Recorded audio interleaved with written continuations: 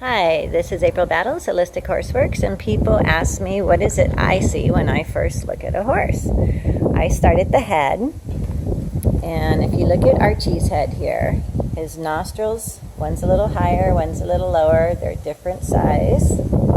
If we come up to what you would call his cheekbones, and you look at the halter, this side is lower than this side,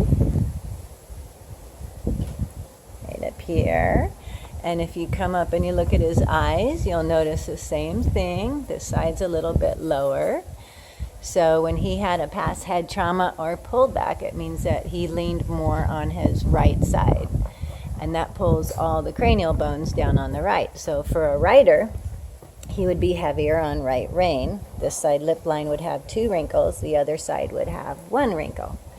If you come into the body and you look at the feet, we're not looking at what the farrier cuts and trims. We're looking at calcification, side bone, where things are going. The calcification is bigger right in here. So you have calcifications. He hasn't been loading his hooves correctly in the past. Where does that start from? We get into that next. Okay.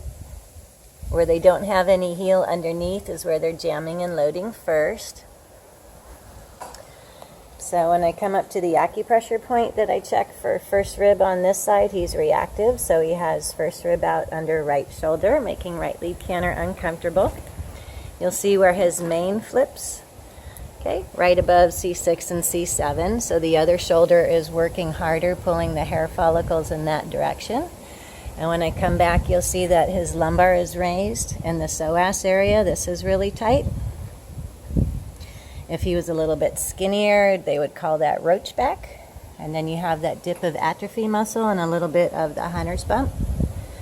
And this hip is about 2 inches further back than the hip on the other side. So his right hip is back and dropped.